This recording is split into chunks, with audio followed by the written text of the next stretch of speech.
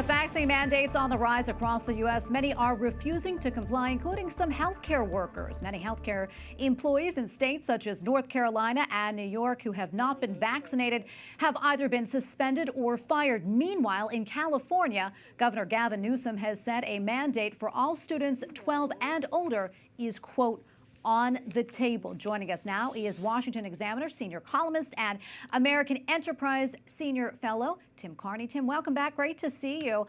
Let's talk more about these vaccine mandates, which really seem to be getting a lot of pushback for one reason or another. And, you know, while it's understandable from a public health perspective to want to see people vaccinated, firing them for not being vaccinated sort of seems to be opening up a Pandora's box. I want to get your thoughts on this, and how do you see this all playing out?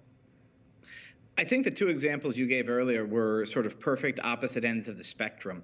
Healthcare workers have long had to get vaccines that weren't mandatory for other people. The hospital closest to my house did require the flu vaccine for its nurses who were going to be working with any patients. And so in that regard, you can understand in a healthcare setting saying, if your job is dealing with patients, you have to get a vaccination.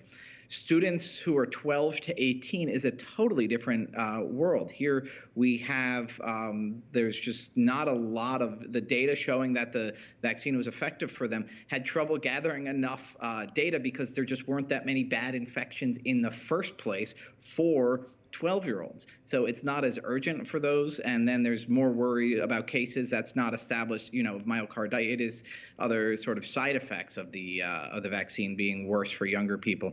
So that seems to me governors who are lumping everybody together and requiring a vaccine for anyone who's eligible, that's sort of politics getting way ahead of the science. Yeah, and there's been really an uptick in religious exemption requests. I'd like to get your thoughts on that. How difficult is it to get one of those exemptions?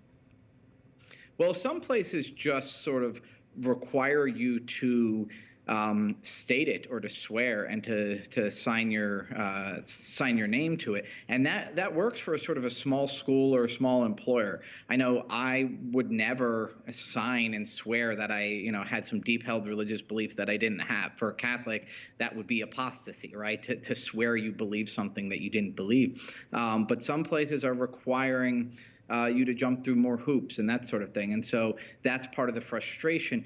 You don't want to have some overarching national rule, but people are seeing it in vastly different ways, and it adds to the confusion that in the Catholic teaching, there are some theologians and bioethicists who argue that the pro-life objection makes it either immoral to take the vaccine or acceptable not to. Meanwhile, the Pope, a lot of leading bioethics who have convinced me have argued actually this is an acceptable, very remote material cooperation in evil. So that division within the church doesn't clear up the confusion for a lot of employers who would say, wait, if the Pope okayed it, why aren't you okay with it? Yeah, and definitely this is a hot button issue for sure. And at last night's gubernatorial debate in Virginia, Democratic candidate and former governor of Virginia, Terry McAuliffe, has made mandates really essential part of his campaign, while his opponent, Republican Glenn Youngkin, is against the vaccine mandates. How big of a factor do you think that is in the race? And what do you think this says about the mood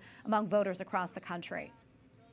I mean, you used the word hot button. There's so much division. Youngkin notably says he favors the vaccine. He thinks people should get it. He does not think the state government should be in the business of forcing people to get it or forcing employers to force their workers to get it. And that sort of taps into a view that, a lot of people who are rejecting the vaccine are saying, I just don't like the government telling me what to do. How that's going to play in Virginia's electorate is tricky because you do have a huge span of demographics, of education levels, of politics, of religious views. Virginia is actually incredibly diverse, and so I'm not going to be in a position of predicting how that will play. Well, Tim, always great to speak with you. We appreciate your time. Tim Carney, Washington Examiner, senior columnist, and American Enterprise senior fellow. Thanks again. Thank you.